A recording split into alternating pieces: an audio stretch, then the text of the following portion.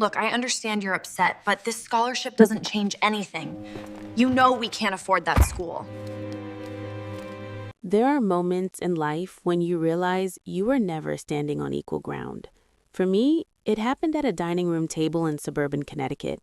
Same house, same parents, same pot roast steaming in the center, same framed family photos lining the wall, but somehow not the same daughter.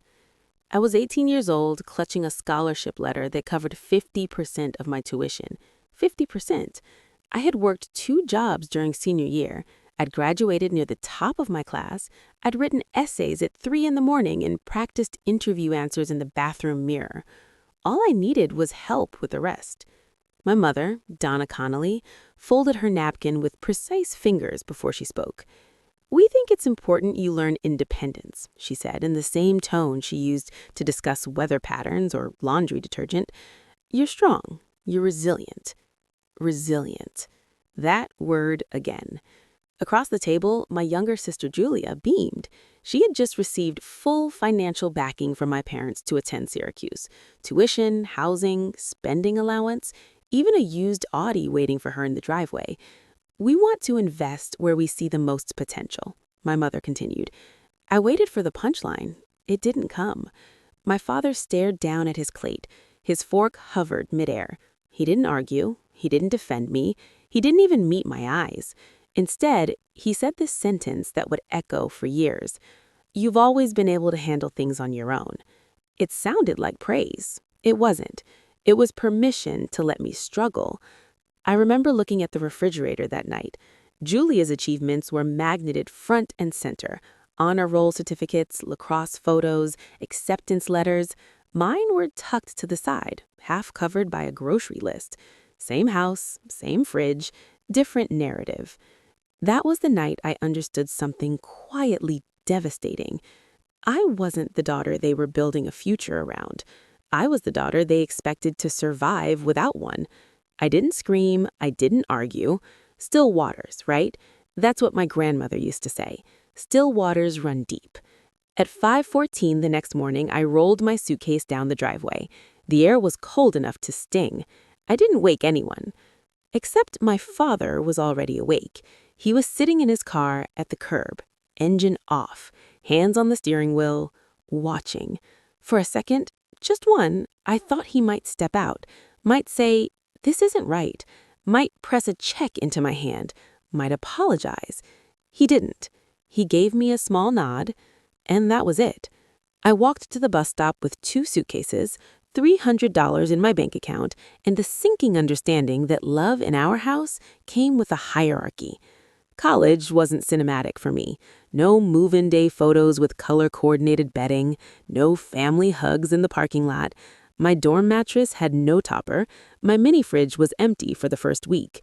I worked at the campus library, then a late shift at a diner 2 miles away. I learned which leftovers could be taken home without being noticed. I learned how to stretch ramen across 3 meals. I also learned how quiet resentment feels. Meanwhile, my mother's Facebook told a different story. "Julia starts her next chapter. So proud of our girl." Photos of orientation, photos of tailgates, photos of a car with a giant red bow. My name didn't appear once. When relatives asked about me, my mother would say, "Oh, Paige wanted to do it her way. She's very independent." The narrative was tidy, admirable even. They weren't withholding support. I was choosing struggle. That's how stories get rewritten. Sophomore year nearly broke me. I was balancing 3 jobs and a research assistant position I couldn't afford to lose. My GPA dipped below the scholarship threshold by 0.2 of a point. 0.2. I sat on the steps outside the financial aid office, staring at the pavement, calculating what dropping out would mean. No degree, no safety net, no family rescue. That was when Professor Whitfield found me. "You look like someone carrying more than tuition," he said. I laughed. It came out brittle. He didn't offer pity. He offered work. A paid research fellowship in healthcare data systems, a chance to build something instead of just survive. That afternoon, for the first time since leaving home, I felt seen. Not as the resilient daughter, not as the independent one, but as capable. There's a difference. I didn't call my parents to tell them. I didn't post about it. I didn't send an email. I learned something that year. Silence can be power if you let it build. By the time Julia posted photos from Florence with captions about conquering the world, I was drafting a 12-page proposal on improving rural hospital data integration. By the time she got her Audi upgraded, I was sleeping 4 hours a night writing code. And by the time my mother told a cousin, Paige just doesn't like asking for help, I understood the truth. I had asked. They had answered. Just not in the way daughters hope for. What I didn't know then was this. The same silence that let them underestimate me was quietly building something none of us could yet see. There's a particular kind of hunger that doesn't show up in photos. It's not the dramatic kind. It doesn't make noise. It doesn't demand sympathy. It just sits there, steady, patient, waiting to see if you're going to give up. My junior year, I stopped expecting rescue. That shift changes everything. I structured my days like survival blueprints. Library shift at 6 a.m., classes until early afternoon, research lab from 2 to 6, diner shifts 3 nights a week, study until midnight, repeat. Exhaustion became background noise. What surprised me wasn't the workload, it was the clarity. When no one is coming to save you, you stop performing for approval. You start building for stability. Professor Whitfield's fellowship became more than a paycheck. He pulled me into a healthcare data project analyzing inefficiencies in small hospital networks, insurance delays, credential verification gaps, rural clinics losing funding because of reporting errors. It wasn't glamorous, but it was broken, and broken systems are opportunities. One afternoon, buried in spreadsheets, I noticed something small. A pattern of delayed credential verifications across multiple partner hospitals, nurses and administrators waiting weeks, sometimes months for background confirmation before being cleared to work. Entire departments short-staffed because paperwork sat in fragmented systems. "Why is this so manual?" I asked. Whitfield shrugged. "Legacy systems, no incentive to modernize." That answer didn't sit right with me. I started sketching what a centralized verification interface might look like. Clean dashboards, automated cross-referencing, real-time alerts for discrepancies, a bridge between outdated databases that didn't talk to each other. A bridge. That word stuck. I began building the prototype at night, not for class credit, not for recognition, just because I could see it.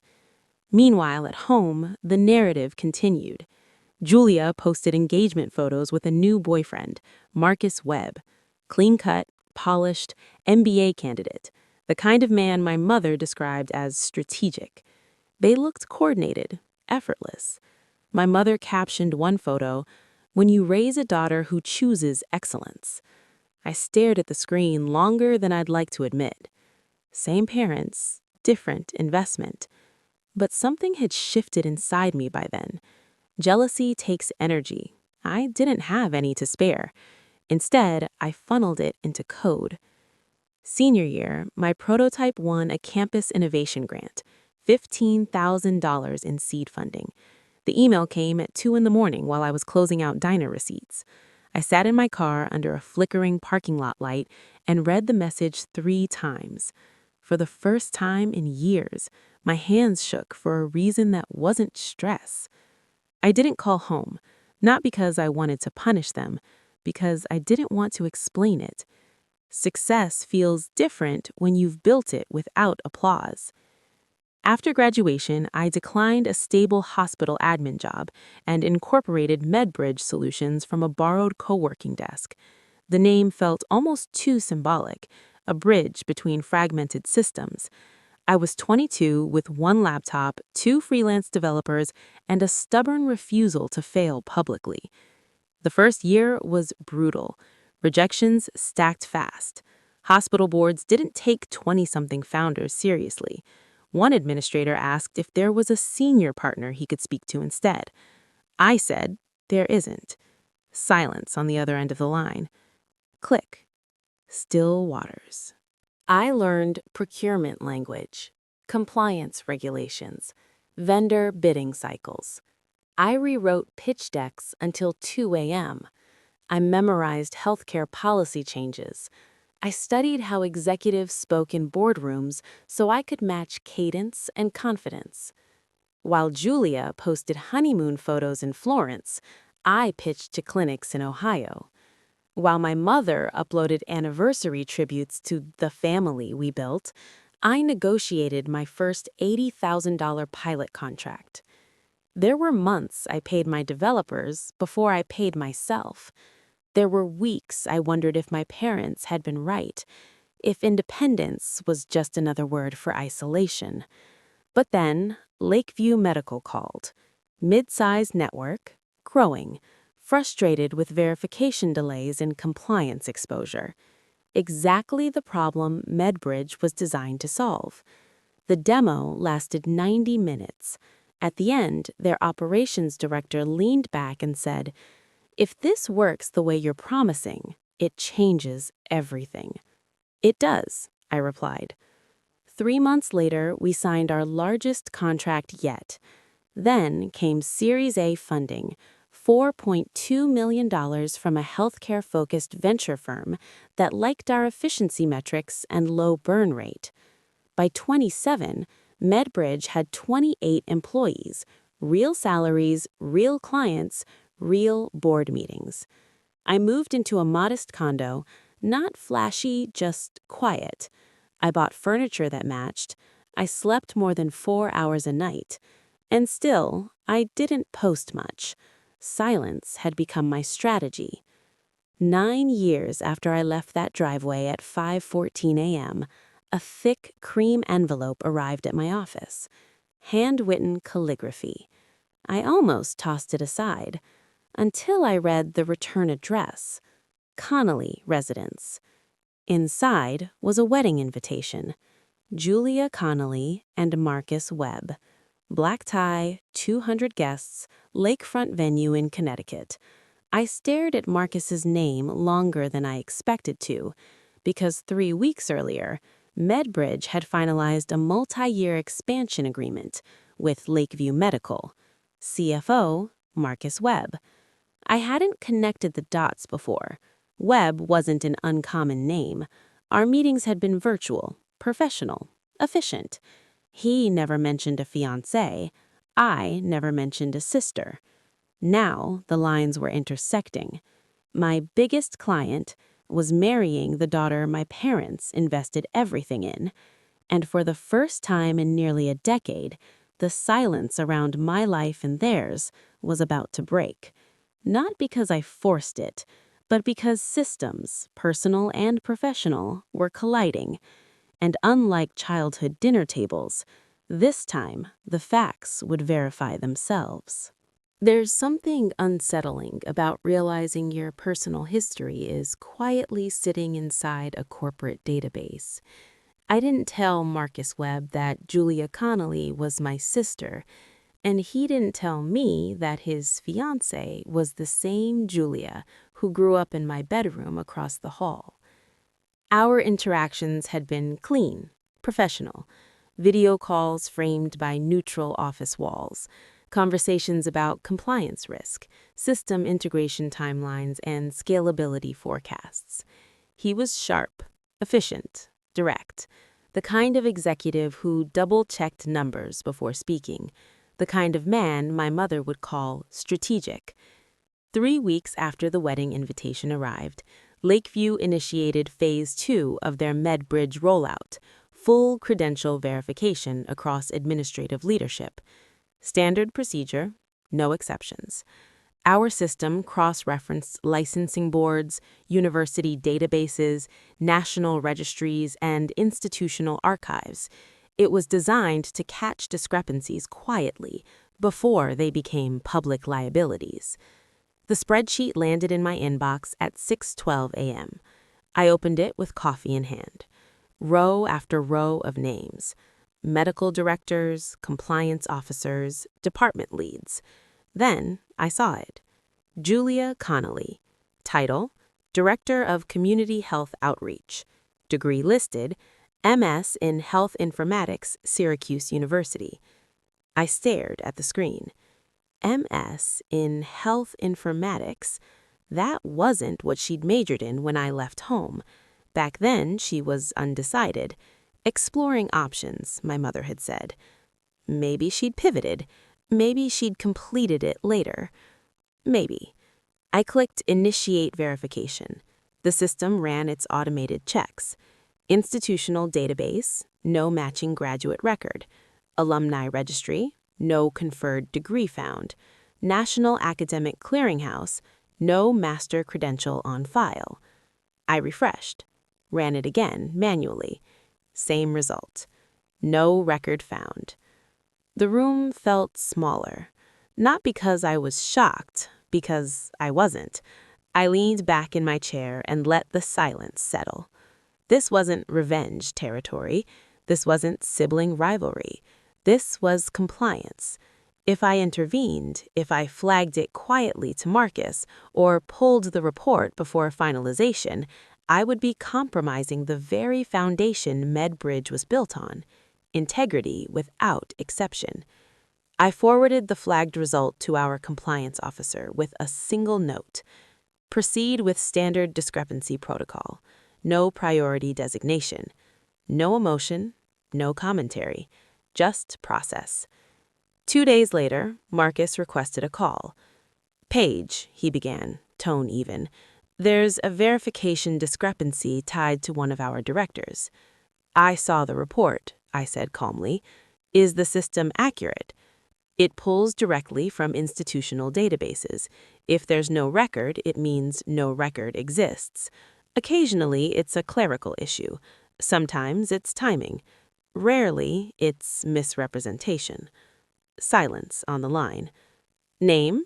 I asked, though I already knew. He hesitated for half a second. "Julia Connolly." There it was. Same house, same parents, now the same audit. "I'll have compliance send a formal inquiry. She'll have an opportunity to provide documentation." Professional, contained. He exhaled slowly. Understood.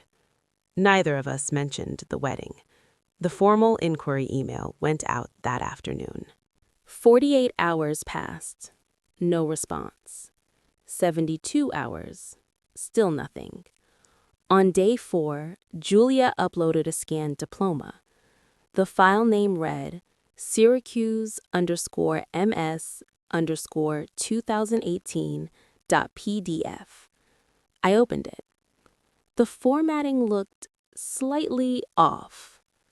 Our system automatically cross-checked embedded metadata and registrar signatures. Digital seal, invalid. Registrar ID, non-matching. Font inconsistencies, flagged. I didn't feel anger. I felt confirmation. Compliance generated a secondary review notice. Marcus called again. This time, his voice carried something heavier. "She says there must be a mistake," he said quietly. "There's always that possibility," I answered. "But the university database is definitive. We can request direct registrar confirmation." Another pause. "Do it." I sent the requests. 24 hours later, Syracuse's registrar replied in writing. No record of a master's degree awarded to Julia Connolly. There are moments when truth shifts from suspicion to documented fact. This was one of them. Marcus didn't call immediately. Instead, I received a calendar invite for an in-person meeting at Lakeview's Connecticut office. Date, Friday, 3 days before the wedding. When I walked into the conference room, Marcus was already seated. No tie, sleeves rolled, a printed copy of the verification report in front of him. He looked up when I entered. "You knew," he said, not accusing, just processing. I suspected. The system confirmed. He studied me for a long moment. "Why didn't you say anything sooner about the connection?" "Because it wasn't relevant to the contract." A muscle tightened in his jaw. "You're her sister." "Yes." "And you let the system run." "Yes." The air between us wasn't hostile. It was recalibrating. Finally, he nodded slowly. "If this is accurate, she's been representing credentials she doesn't hold." "Yes." "And that exposes Lakeview legally." "Yes." He leaned back, eyes unfocused for a second. Not corporate now, personal. "My wedding is in 72 hours, he said quietly. I didn't offer sympathy. I didn't offer strategy. I offered what I'd built my company on. "The report is complete," I said. "What you do with it is up to you." When I left that office, the sky over the lake was gray and still. No thunder, no dramatic music, just the steady hum of consequences aligning.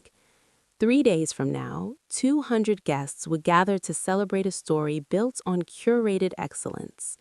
What they didn't know, what Julia didn't know, was that the foundation had already been audited, and the numbers didn't balance. Weddings are built on presentation. Soft lighting, polished vows, carefully arranged seating charts that tell guests where they belong. I learned very quickly where I belonged, near the catering exit. Not at the family table, not in the front row, not in the program. My name was handwritten onto a last-minute place card beside 2 distant cousins I hadn't seen in 10 years. Still Waters. The lakefront venue was everything my mother loved. White florals, string quartet, a photographer capturing candid joy. Julia moved through the crowd like she had rehearsed it. Lace gown, perfect posture, that same radiant confidence that had always come easier to her. Donna floated beside her, greeting guests with strategic pride.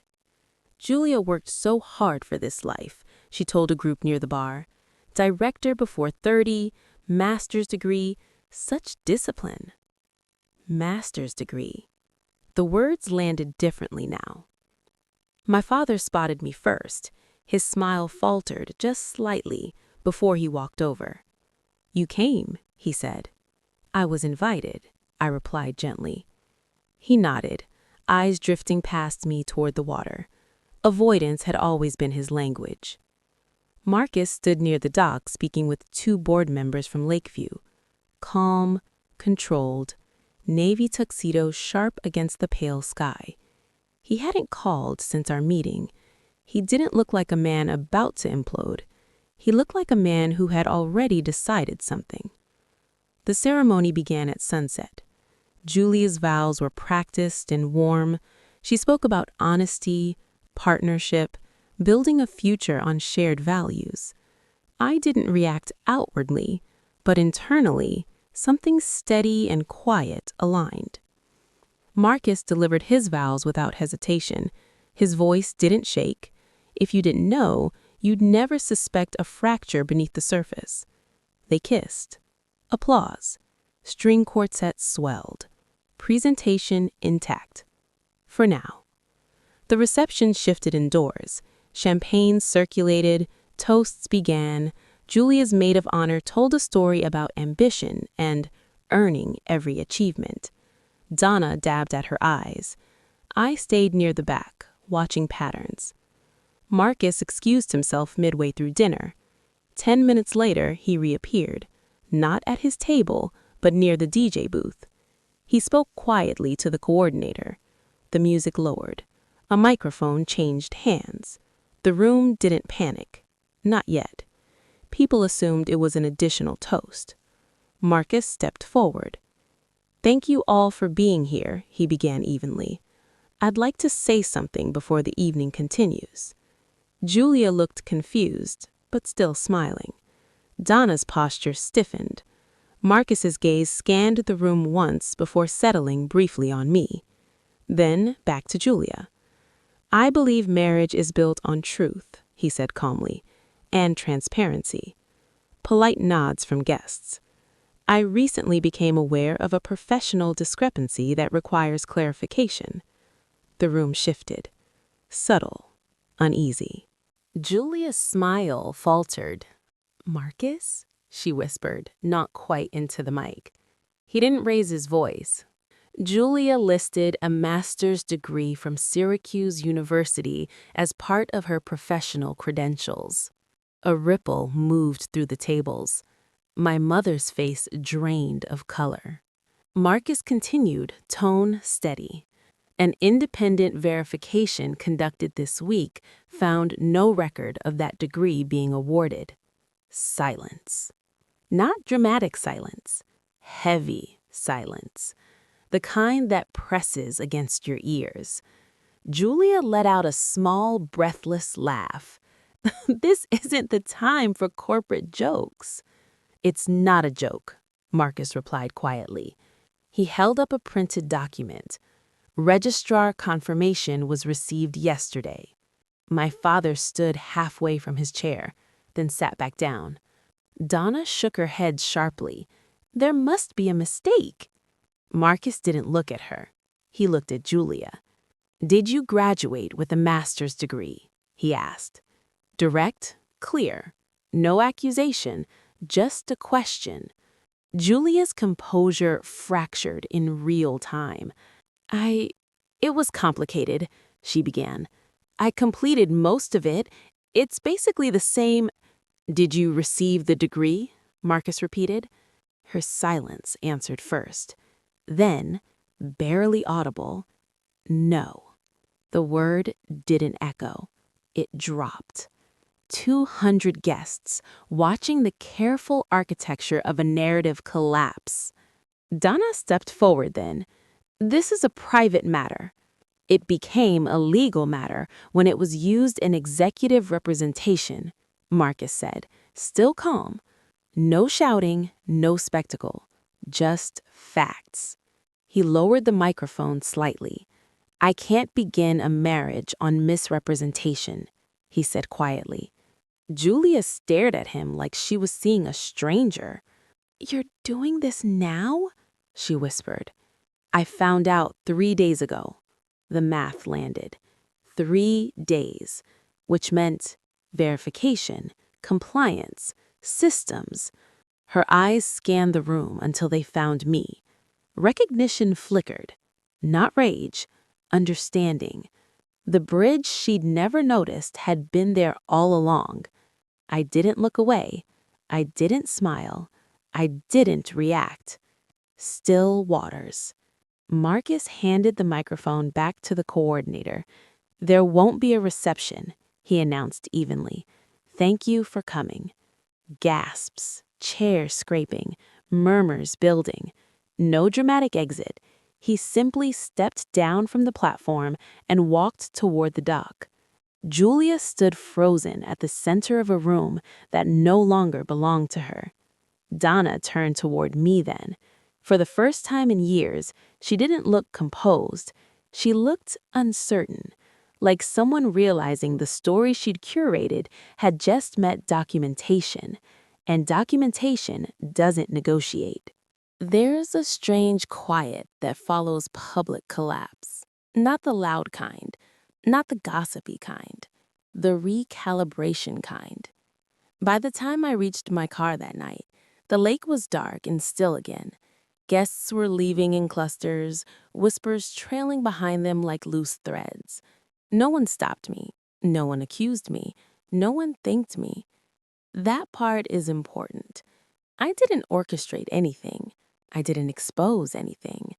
I built a system that told the truth. The rest unfolded on its own. By Monday morning, Lakeview Medical had placed Julia on administrative leave pending formal review. Credential misrepresentation, intentional or not, carries consequences in healthcare governance. Boards don't debate documentation, they enforce it. Marcus sent one email. Subject: Professional continuity. Medbridge contract remains in full effect.